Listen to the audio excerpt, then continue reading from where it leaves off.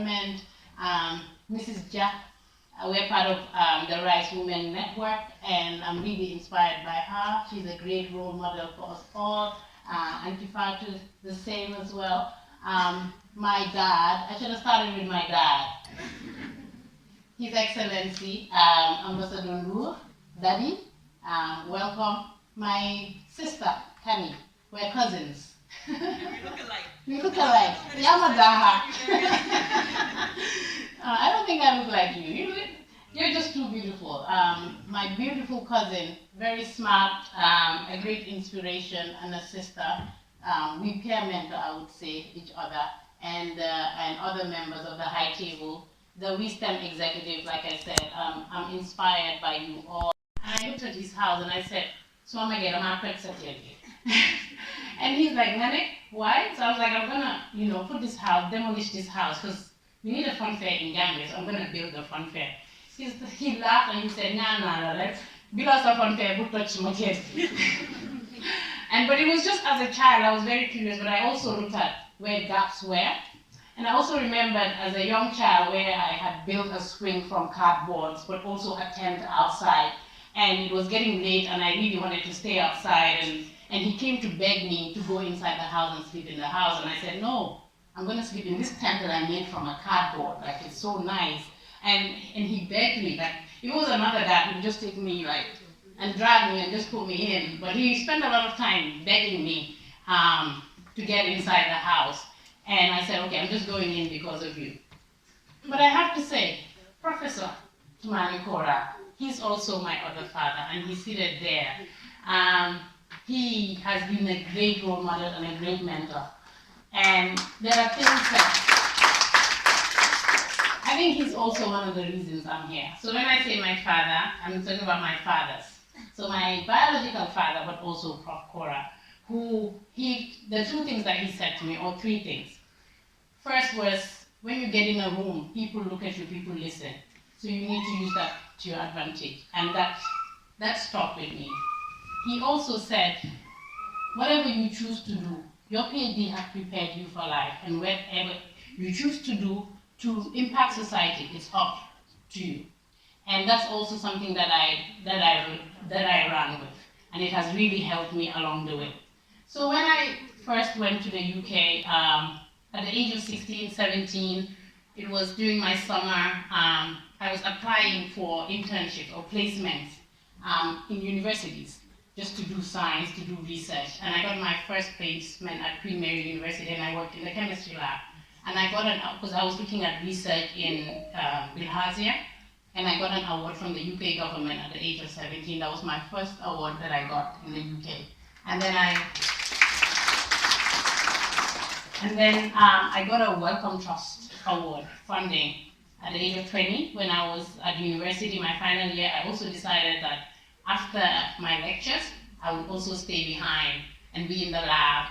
This time I was playing with chick embryos. It was quite exciting. So I got a scholarship, or I got funding. I got awarded a Wellcome Trust grant to be able to do that work. And I also discovered a novel signaling site. And then my dad, when we were going, all of us, he gave us one-way ticket back. But I thought he forgot about that ticket. And after university, he just kept on bugging me to come back. I think I got used to the life there, right? And the shopping, the ladies. And I had my friends, my family, so that had become my second home. And he said, you had gained all the knowledge you needed. It's time to come back home. And I tried to put it off, and he called everybody, you need to come back home. So I started looking for opportunities. I knew I always wanted to do my PhD, and in the UK, if you do have an honors BSc, then you can go ahead and just do your PhD without having to do your master's. So I saw an opportunity at the Medical Research Council unit to do my PhD part-time whilst working. And so I decided to come back home. So my PhD was in immunology. I was investigating how to make vaccines better for young children. So in sub-Saharan Africa, annually over 6 million children under the age of 5 die. and 73% of these deaths happen in infancy, that is within the first year of life. And a lot of them can be preventable because they're from vaccine preventable diseases. And because our immune system, hey, Janke. I'm just seeing some of my people from MRC. Because the immune system of the young child is skewed in a way. Because when they're in the intrauterine environment, you don't want the body to reject the fetus. So the immune system is skewed towards, we call it Th2 immunity. So when they come out now, they come out from this very sterile environment and they're exposed to a plethora of pathogens. And they get, some of them can survive, some cannot. A lot of them, they need the vaccines to make them survive. But they don't respond well. They have suboptimal responses to certain vaccines. So my PhD was how can we make vaccines better for these young children? So I submitted my thesis, and then I defended it in 2018. I had a miscarriage. I wasn't falling pregnant like Dr. Gabi all the time. I had 4 miscarriages, and that was a very difficult period. So I think when we talk about our journeys, we also need to talk about challenges that we go through, so that when the young ones are going through some of these challenges, they won't give up and think that, okay, it must have been easy for them, so I can't do this. So it was a very difficult time, and I was actually depressed. But I had a good support system, and you need that support system. My family, my father, my sisters, my husband, my daughter, my friends, they were quite helpful. My mentors, they were quite helpful. So after I submitted my thesis and defended my thesis successfully, I kind of had an anticlimax. It's like something that you work on for so many years, you defended, you're successful, but I'm a results-oriented person, and it's like, okay, you've developed different mechanisms of actions or new mechanisms of actions. In the past, discovered cells. You've published publications from findings from my thesis have now been cited by several hundreds of researchers worldwide. But I think if I was in the UK, I wouldn't have a problem with that. But I think being in the Gambia, as you can see from my slide, so as part of my PhD, I had to go to Oxford University, I had to go to Monash University and do some work, but also I was in the field a couple of times.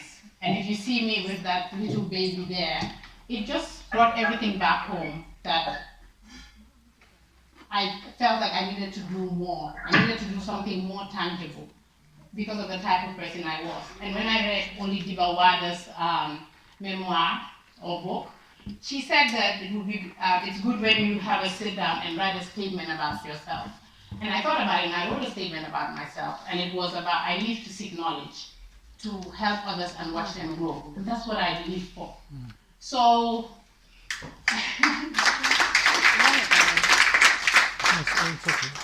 so while Professor Cora was one of the people that really helped me. So I had Professor Cora, I had Professor Mbuku, was one of the scientists that discovered HIV-2. I had Professor Winterman from University of Oxford. I had Professor Patricia Kingori, who's the first Black female professor at Oxford University, or the youngest. And I had these people that were there ready to support me. I had Yao Videako in Ghana, and I applied for a fellowship for the Wellcome Trust. And for the first round, I was successful, and they were all excited for me. But this is me now. I have gone into this environment for CD. I went into INSYS to do a consultancy for them, basically applying for grants, which we were successful for, using my stats skills to now contribute to developing dashboards.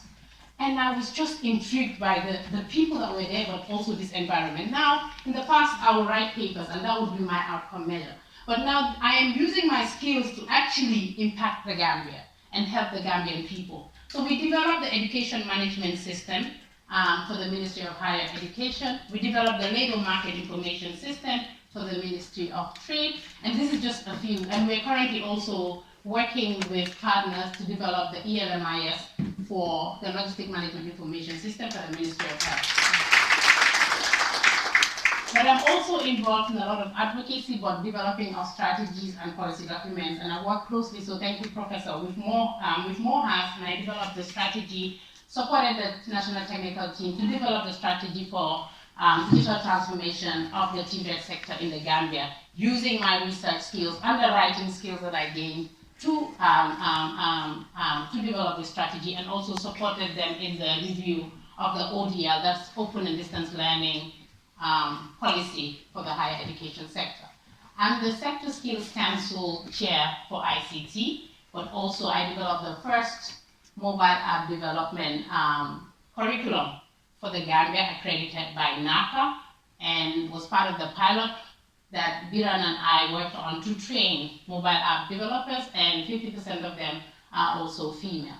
So this is now, I felt at home, but also when my dad was like, but you have all these people that have helped you and are supporting you, Professor Kora, Professor Mbu. Don't you think there'll be disappointment? My only concern, I was worried about my dad because he spent like thousands of pounds to educate me, and I have all these opportunities to go anywhere in the world, and I'm saying I'm staying in Gambia. And he was like, no, I'm actually worried about all those professors that supported you so far, and you now want to just maybe possibly just give up on that fellowship. And I had to contact each of them. And my surprise, they were all very supportive. And that was when Professor Kora said, the world is your oyster. The world prepared you, your PhD prepared you for the world. You go do what you need to do, and you can use it anyhow you want to use it. And when Professor Kora said that, then I was at peace. And then I was ready to now do whatever I wanted to do and what I enjoyed doing. And people ask, how was the transition?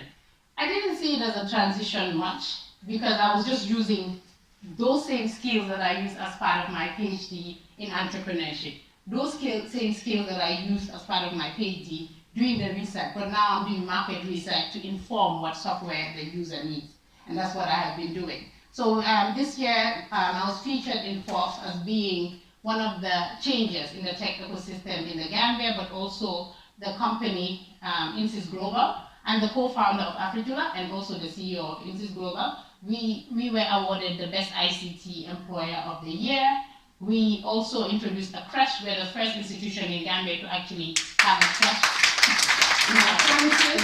And as you can see, this was Women's Day, where we were all dressed in our molfas, basically to kind of mimic the henna night. So this was a henna day where, as women, we all sat together and we discussed issues that we dealt with. So I think my message is, for me, the PhDs or other trainings that you do shouldn't be seen as just getting the degree certificate. It's a training for life. It prepares you, right? But also I think we need to move away from just looking at exams, and how can we now impact society in everything that we do? If you look at my pictures, I was getting awards, but it was just for me. And you can see a few people, but I feel like now, all the awards or recognition I'm getting is because of how I am actually impacting people and society. And that is what drives me as a person. I would like to just compare,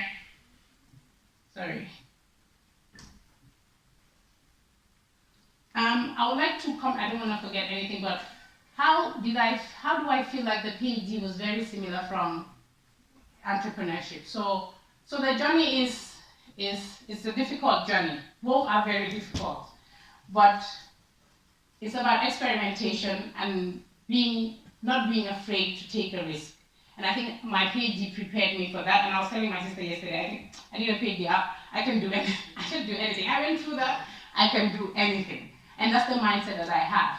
And as an entrepreneur, you also have to have that internal locus of control. Like, as a PhD, you have to be very self-motivated to complete the PhD, to publish, your work. It's not like going to class. Nobody's controlling it. So you have to have that good locus of control. You have to be able to manage different projects at once.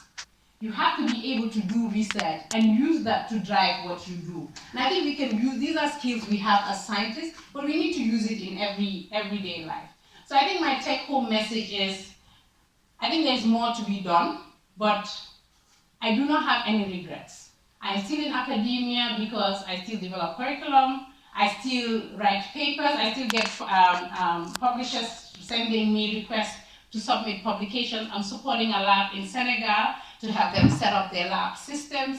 I've also been consulted for consultancies in immunology. I think the only time I felt guilty was during COVID.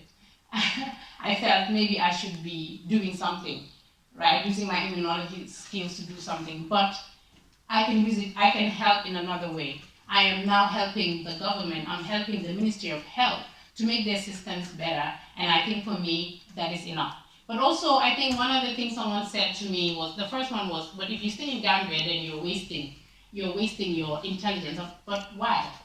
Why is it that everybody that has been educated to a particular level has to leave? No, we don't. We can all stay here. We can all make a difference here. But also another one was, oh, you can put in all this work, but you won't gain recognition. And I don't think that has been the case with me. And I'm very grateful for the recognition I've been given. Recently, I've been nominated by NACOM UNESCO as the nominee for the International Alfozan Prize for STEM. I've also been nominated. Mrs. Jha was talking about putting role models in some of our books. I've been nominated by MOPSI to be in the textbooks, the science textbooks for the students. So I think for me that recognition is enough. But I don't know where I'll be in 5-10 years time. I know that whilst I'm here, I'm going to give it my best to make a difference to people. And as a lot of you may think that PhD is probably the pinnacle of learnedness, but no, I'm learning something new every day. So it is a training, but it has shown me how to learn on my own. And I'm a student for life. Every day I am learning new things as I go. I do courses online. I remember when I went to Senegal and I saw venture capitalists for the first time. This is me coming from a field where I know a lot, and now I'm just thrown to these people and they ask me all of these questions and I'm like, this is no joke. So I had to go back. I learned 2 courses on financial management, and I also have good mentors. CD is a great mentor for me. I have other people like Dr. Jack is, the professor can just give me the doctorate now, today, right? They are great mentors. Anna is here, great mentors. The women that are within the group, Kani, they are all mentors to us. My sister, she's a chemist by degree. That's what she studied. She's heading the quality department at MRC. So these are all people that mentor us. Have a good support system. Have that paradigm shift between just having an award or just having a degree certificate to actually having a tangible product or result that will make a difference in people's lives. I don't want to ramble anymore, but thank you. That science instills in us. Deductive and quantitative reasoning is not limited to physics, chemistry, and mathematics. It's something we apply every day of our lives without even realizing and noticing it. Women, naturally, in our societies, are born with leadership qualities. I say this because we nurture the leaders. We are the finance managers of our homes. We learn how to. So where did it come from that we are not born leaders? We have always been the born leaders of society. And the only reason we actually did not see this growing up, we do not read that the oldest university in the world was established by a lady, Fatima. We do not read that. The oldest university in the world was from Timbuktu as well. We do not read that. We do not read about Queen Zinga and Ndate Mboj of the Wall of Kingdoms rode the camel that led the army into a battle after the death of Prophet Muhammad sallallahu alaihi wasallam. We do not read about these things, but they've always been there. And so we need to start from a bedrock of knowing history. And that's why reading is so fundamental and important. I know all these things because I read them. Because from an early age, my mom instilled boldness in me. She made me deliberately challenge her. We would have articles from all over the world. We had such brilliant and brilliant that I think we should run away with it. That we should make it compulsory because that's what Nigeria did. I was raised by brilliant teachers. Unfortunately, most of them were not Gambian, but then they come from countries in Nigeria and Ghana where actually when you finish university, it is compulsory to teach. when you do your, they call it the NY National, to go back and teach service. And so, yes, as I'm saying, we need just one thing, because we're actually born into systems and societies that teach us to multitask, that teach us to manage. There is no woman here who's not a good financial manager, because so, especially the poor, because they manage with so little and yet still they feed. And that is juggling. But what we need is boldness and assertiveness and a culture of learning. I do not have to stand here today because, to be honest, all the women that spoke before me have said everything. They've said it all. They've spoken of all our challenges. They've spoken of all our strengths. They've spoken of our weaknesses. They've spoken of what needs to be done. And so my journey, as I said, it started to stay back and be of every single woman in this room. I did not have the ready role models.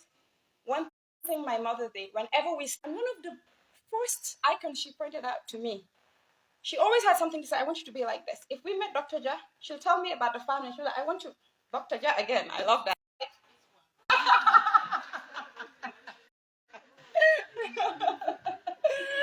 Okay, no, I was shocked to say, I was doing mental mathematics and wasn't adding up. When she said she graduated 30 years ago, I was thinking, you know, 50. So thank you for being that inspiration. So my mom would always say, you see George Ndur, mashallah, she comes from this family. Her dad is well educated. Unfortunately, she's had the challenge of losing her mom, but look how brilliant she is. Can't you grow up to be like what she was pointing out?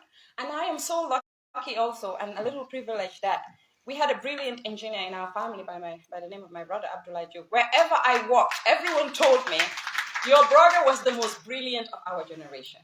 He basically ate. It's not always all the time. We've heard it from Dr. Was it Dr. Haidara Nafi? The doctor that spoke earlier, that she wanted to be a pilot, but she had to settle for medicine. So these are the limitations of our third world, that you cannot always be, if you're lucky enough to already know. In a book one.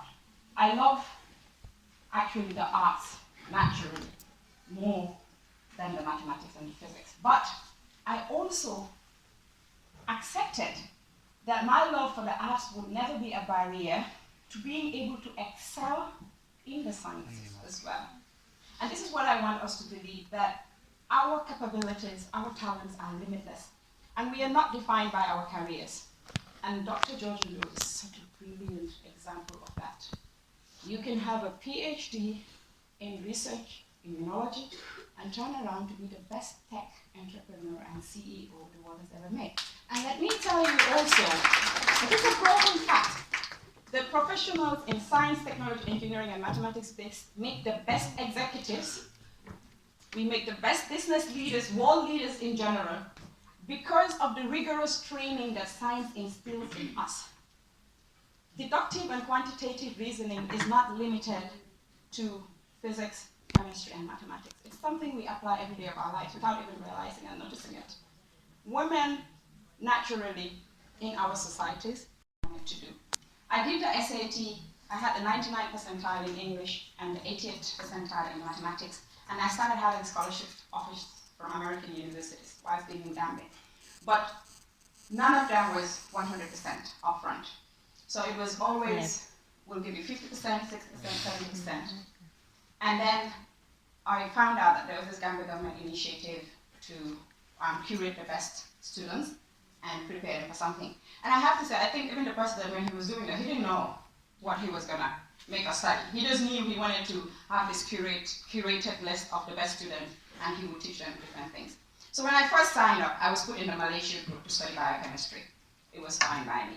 And then I was asked to, no, actually, you're gonna go to Russia and you're going to go and do biomedical science. I was fine with it. Then at the last minute, he got the inspiration when a Canadian firm came in and wanted to revitalize oil and gas exploration in the Gambia, because actually it has started since the 50s.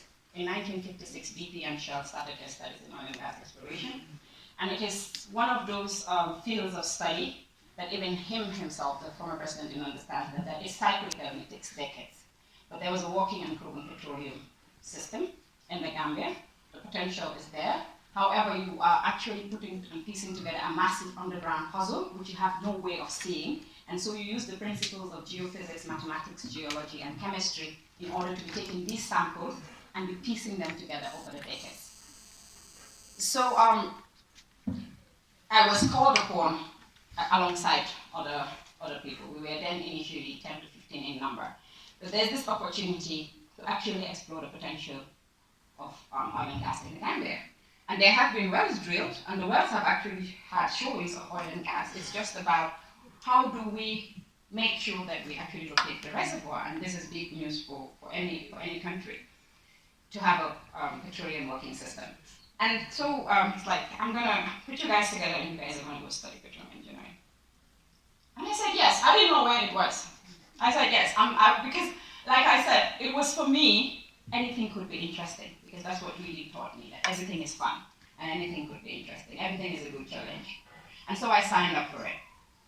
But then I didn't lose myself in the process. I put my best into it. In the first year, I was actually identified by the Ministry of Foreign Affairs Taiwan as the top performing student in my university, and I was up there alongside Asians, and you know how we say all Asians. So I just put my all into it.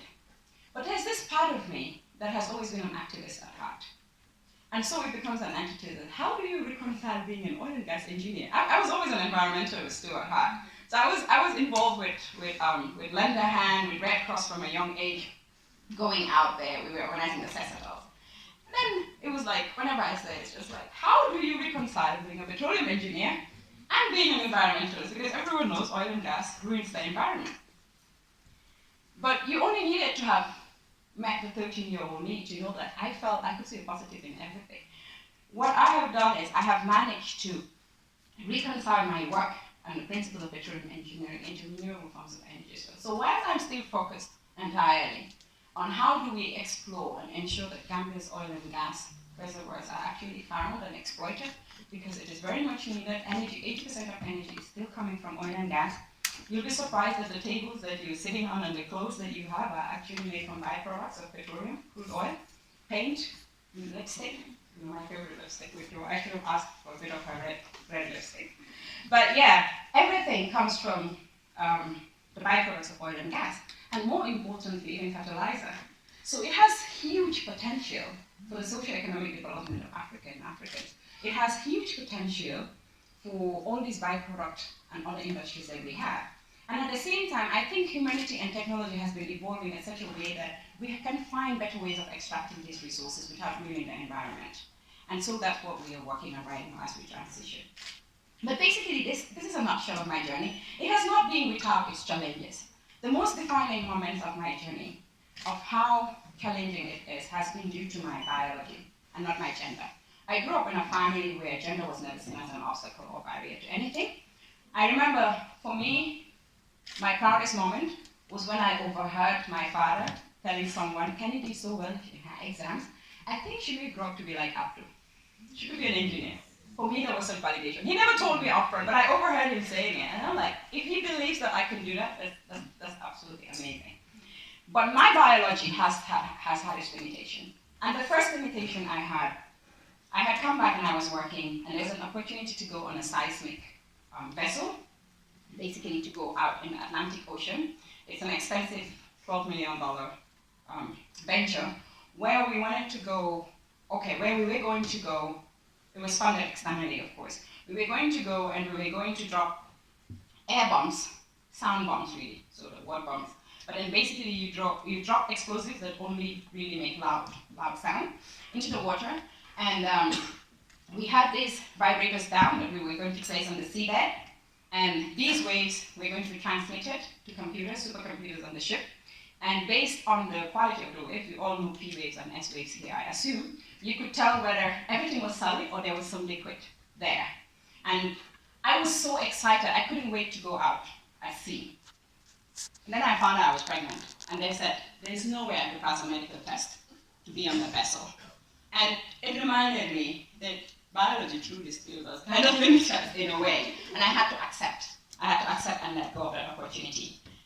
The next time I had an opportunity, a similar opportunity, which was to do my practical work, like Madam Jah has said, You go to school and you learn everything, but you come back to the workplace and you realize that what you've learned is only preparing you for more learning on the job. It doesn't make you an expert immediately.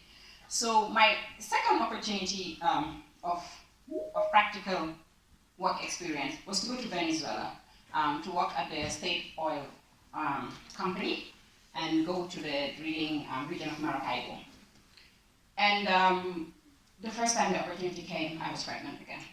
I said, put me in the last batch because I am going this time. You know, the first time I'm pregnant. You know, the second time I can't stay being pregnant. You know, so put me in the last batch. I would have had my baby by then.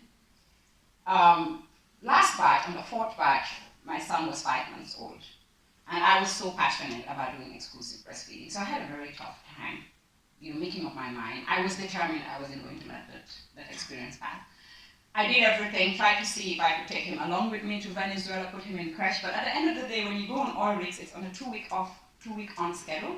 And it meant I would still have to leave my son in the care of strangers for 2 weeks whilst I was on the rig.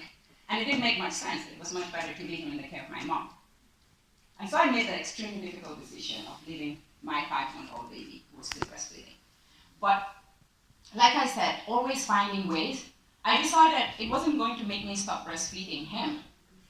So even though he would have formula, when I come back, I'm going to continue breastfeeding him 6 months later. And everyone said that's impossible. I even had the soul with a half off. You know, then I raised that long, so before, and I proved that's not true. You know, so I took my breast pump with me to Venezuela. I'd be on the rig, I'd take my breaks and go pump.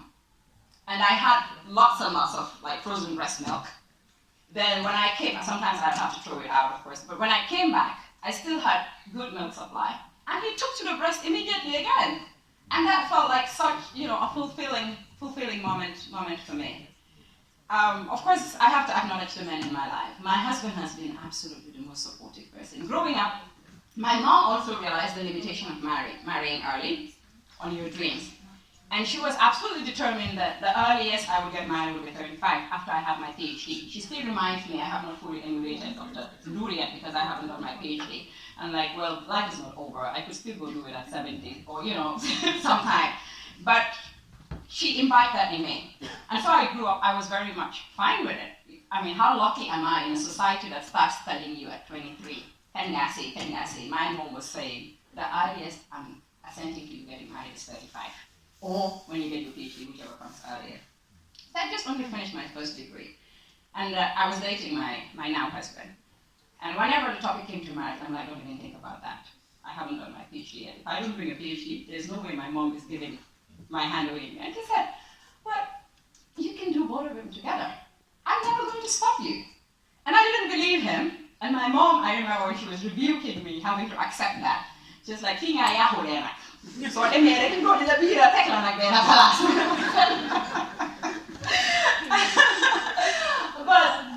but my husband made good on his promise.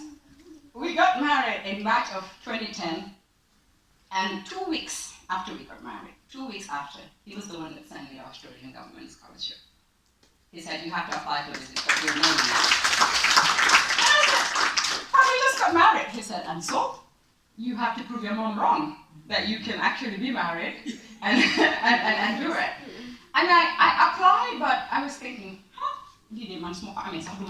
I still have to honeymoon, I'll wait a year or two. You know, and then of course I got pregnant immediately after marriage, like my mom predicted.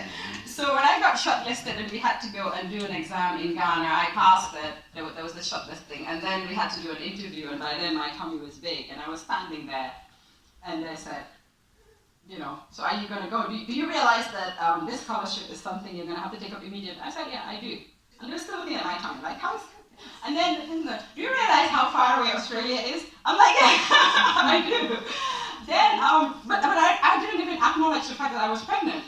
And they said, you know, so how do you hope to balance work? You know, how do you hope to balance family life and this college? Because you're going away for 2 years, or 1.5 years at the minimum. I said, oh, I'll do it just well. So, but I think they were dying for me to acknowledge that I was pregnant. So at some point they said, what's your biggest success story? And I said, I don't have a particularly biggest success moment. It's made of, for me, success is made of every little moment.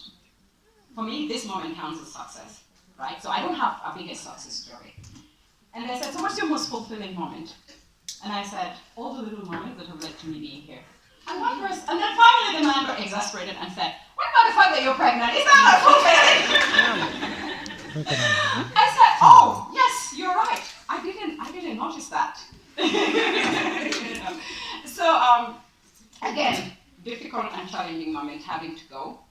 We sat down, we discussed it as a family. My son was still going to be very young when I was taking up the scholarship, so we decided that we'd leave him behind. And I would go, and my husband was going to join me later. He knew he wasn't going to join me at that time, but he also knew that telling me that would make me say, I'm not going. And so he decided to leave me alone. He said, I'll definitely join you, just go. And these are some of the moments, and it's good to have someone who pushes you. He sees in me dreams and aspirations that are bigger than I am, just like my mother.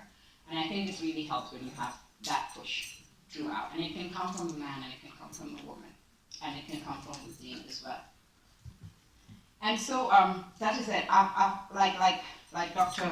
Giorgio, my life goal has always been, how do I make an impact? How do I leave a story? And how do I become part of that story?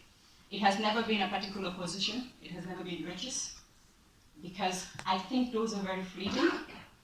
I'm particularly aware of, there's a quote out there that says, success is disappointing if you predicate it on one thing. Because I think about all the moments of pride I have along my journey. But I'm particularly mindful of the first time I had my degree in my hands, or any time I have a piece of paper in my hands. And I have that, is that it moment? So all this work was for this piece of paper?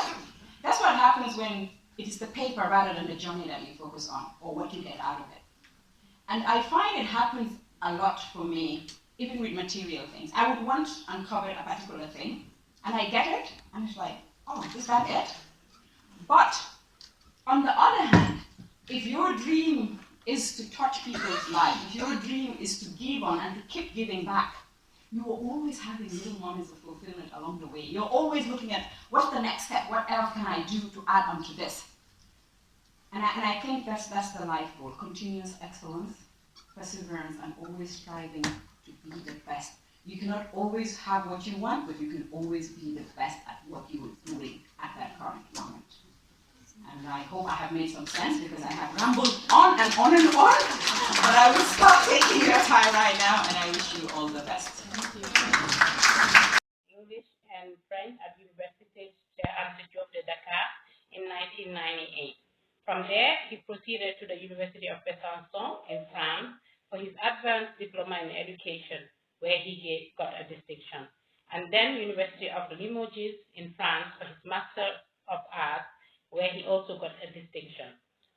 Master of Philosophy distinction and PhD distinction in comparative literature from 1999 to 2005. Can we give him a hand? He did part of his doctoral research at Fura Bay College, University of Sierra Leone, USL, and SOAS, University of London, UK. He has served on several occasions as visiting lecturer to different universities, such as Limoges, France, Linnaeus, Sweden, St. Mary's College of Maryland, USA, and Gaston Berger of Saint Louis in Senegal. He did a study tour in some Scandinavian universities: Finland, Haga Helia University of Applied Sciences, Turku University of Applied Sciences, University of Turku, Finland University, Aboa Maritime Academy and Training Center, Norway Institute of Public Health, NORHED, the Norwegian Program for Capacity Development in Higher Education and Research for Development, and Sweden, Malmö University, Lund University, Raoul Wallenberg Institute, Stockholm University, SIDA, SIDA, Swedish International Development Cooperation Agency, Uppsala University, the Nordic Africa Institute. Can we give him another hand? We know that our Honorable Minister of Higher Education is very learned, as you can see, and widely traveled. In 2018, he received training in higher education management at Zhejiang Normal University, Tsinghua, China, and later proceeded to Limoges University, France for a fellowship in the same area. For 10 years, he served as the Dean of the School of Arts and Sciences, where he was awarded on 3 consecutive times the Best Dean of the Year award.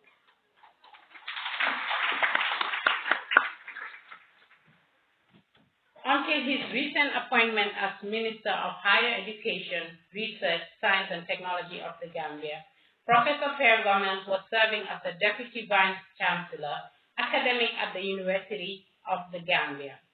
Professor Gomez is a professor of comparative literature, and he once served as the acting Vice Chancellor at the University of the Gambia. He is currently the Honorable Minister of Higher Education, Research, Science and Technology. Thank you. We're honored to have you. Nima, you want to take over? Or should I stand here? Sorry. Please, can we have the minister, sir, please? Thank you very much for coming. Thank you. Thank you.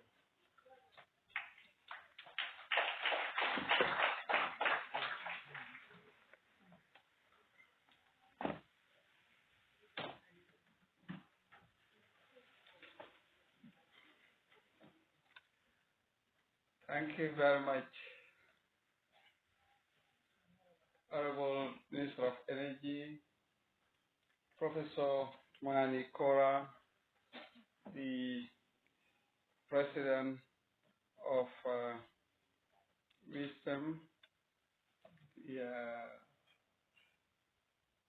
Sister Aisatu Ja, and based on what I have observed, the women have tasked me to confer you with that doctorate degree.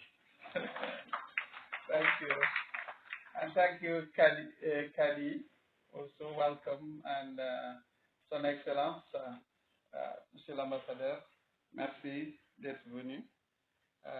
Also the Vice Chancellor of USEP, of Sam, thank you, and representative of the, is it Nawet? Yeah, thank you. Name again? Yes, that's Mr. Dafa. And yes, I've seen some faces that I have not seen for many years now. They know themselves. And yes,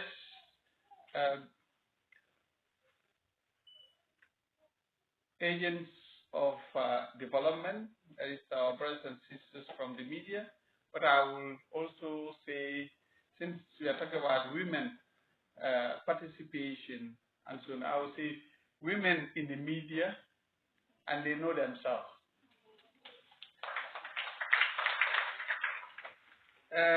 Yes, today is really a great day, and yes, first I want to thank the organizers, and with their Ashobi.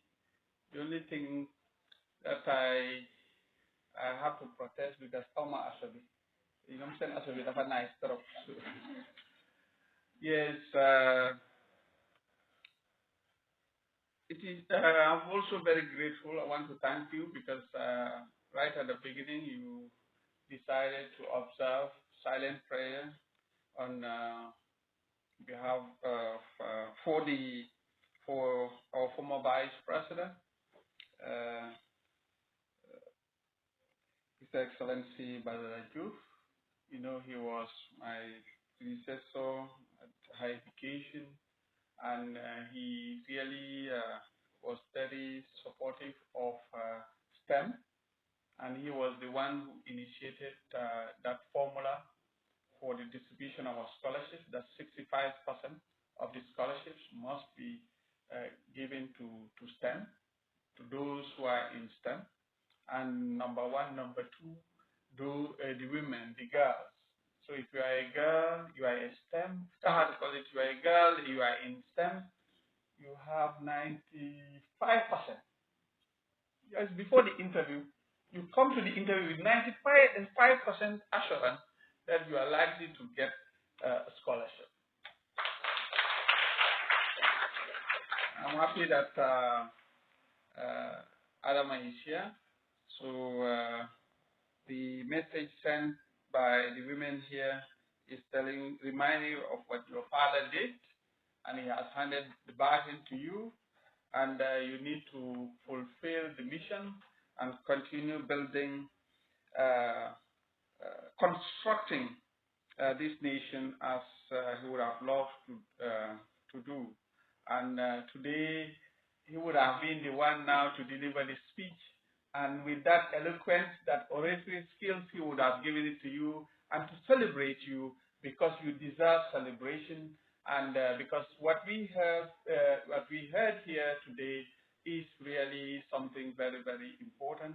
We've heard different voices that need to be heard all the time, because these are voices of development, and these are voices that need to go down to our houses so that we can put our house in order for sustainable development to take place.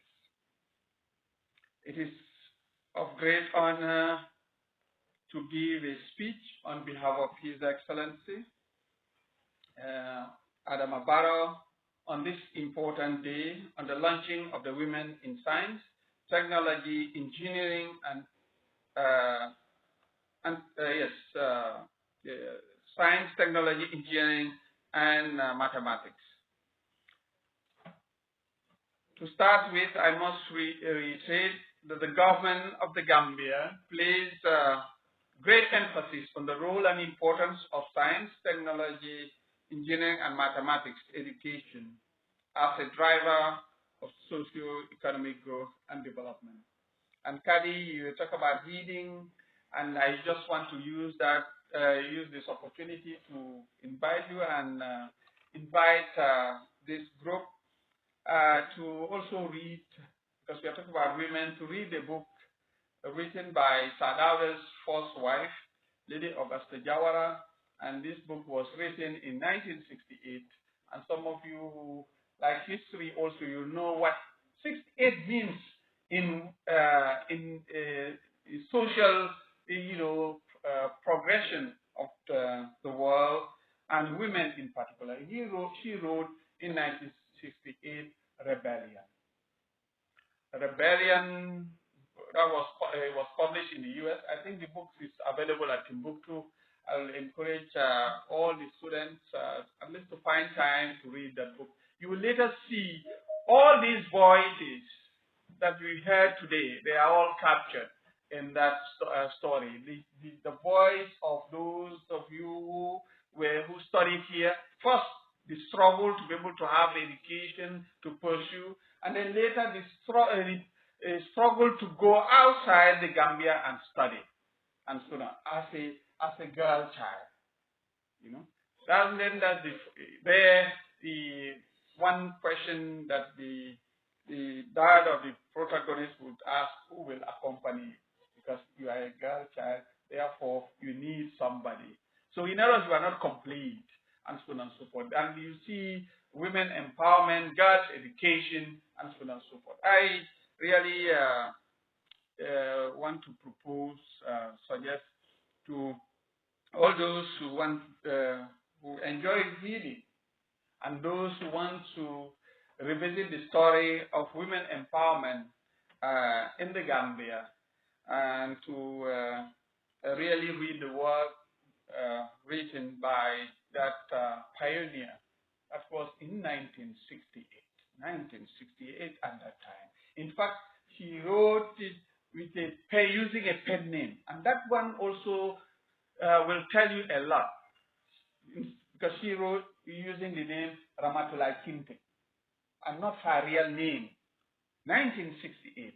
The themes addressed in that work were too shocking for the society of that time. Now you could hear all of you, the doctors and Aissatou, Kadi, and so on, Dr. Joe, all freely expressing it. In those days, it wasn't that easy, and so on and so forth in our setup. Conscious of this fact and in line with our policy drives, we encourage partnership and institutions such as Wisdom in a bid to support skills acquisition and enhance employability and self-sustainability opportunities for Gambian youth and women.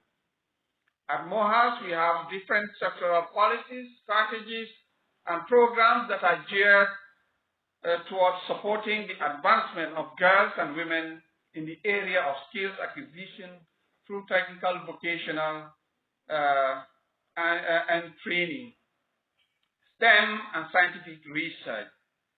Our primary goal is to see more girls and women enrolled at tertiary and higher education institutions to become engineers and entrepreneurs in the Gambia.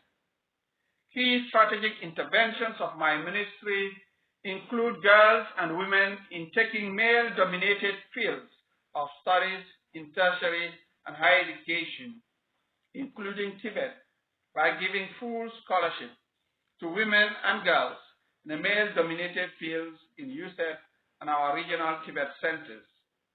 Such programs are aimed at increasing the roles of women and in STEM-related fields.